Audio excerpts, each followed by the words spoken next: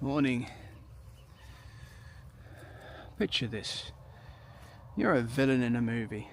You've got the whole dark cape, ominous music, a slightly unnecessary British accent that makes you sound way more intelligent than you actually are.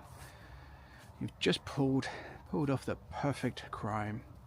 And just as you're about to sip the victory whiskey while stroking a beautiful white cat that doesn't even belong to you, bam. Karma walks in like a disappointed parent, arms crossed, tapping his foot. Welcome to today's episode of Your Bad Decisions Are Haunting You. Or as the great Seneca put it, crimes often return to their teacher, which, let's be honest, is just a poetic way of saying you done messed up and now it's coming back. Before we dive in this philosophical roast season, do yourself a favour, hit that like button, subscribe and tap the notification bell. Trust me, you don't want to end up like a character in a horror movie who ignores all the red flags and then wonders why they're being chased through a dark alley. Don't be that person. Thank you for being here today as well. It's great to have you. Now, let's talk about that quote. Seneca. That wise old Roman stoic basically said, if you teach trouble, don't be surprised when it graduates with honours and comes knocking at your door. And yet, so many of us do the same dumb things over and over, expecting life to suddenly go, oh, you're different now. My bad. I'll stop punishing you. Spoiler alert, doesn't work like that. Take Walter White from Breaking Bad. You know, 1 minute he's a struggling chemistry teacher, the next he's Heisenberg, most terrifying man in Albuquerque. And guess what? Every bad decision he made, every shady deal, every lie, every I'm doing this for the family moment came right back to slap him like a disappointed grandma. And here's where it gets personal. A little while ago, I realized I'd spent my life living by what others wanted me to do, stuck in the past, while people kept telling me to plan for the future. But the only places I needed to be, right now, because the 3D world only reflects the old version of yourself. The one who thought life was a checklist of obligations instead of a playground of possibilities. Does that sound familiar? That brings me to those beautiful exclamation, the real questions. Number one, what if my daily choices are shaping my future, whether I realize it or not? If you keep making the same decisions, why would life give you a different outcome?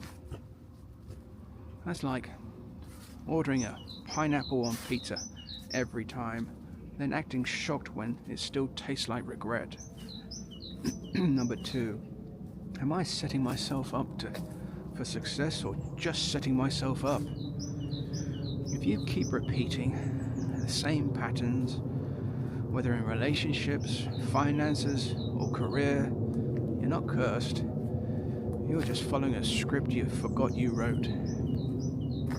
Number three, if my life were a movie, would I be rooting for my own character? Be honest. Are you making the smart moves, or are you just a side character who gets taken out in the first act because they ignored all the red flags?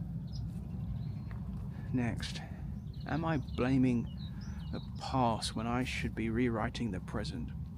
You know, the 3D world it's just a reflection of old thoughts and habits. So, if your life feels like a rerun, maybe it's time to change the channel. Next, if I had to relive today on repeat, would I be proud of how I spent it? Imagine if your life worked like Groundhog Day, would you be improving with each loop, or making the same mistakes over and over? Oh, last one, I believe. What would my future say thank me for doing today? Picture yourself 5 years from now. Are they high-fiving you or filing a complaint? And that, dear viewers, is your philosophical slap in the face. For today, at least. Crimes, good or bad, bad habits, bad choices, questionable exes, always come back to their teacher. So maybe stop teaching them. Or as I like to put it, what you put into the world always finds its way back to you. So if you keep writing bad checks to life, don't be shocked when the debt collectors show up. If this video made you laugh, think, or dramatically stare out the window questioning your life choices, hit that like button, subscribe, and comment below. Or don't. But don't be surprised if YouTube karma starts recommending you nothing but low budget conspiracy theories. Now, go forth and be a better main character. And I love you guys. I miss you.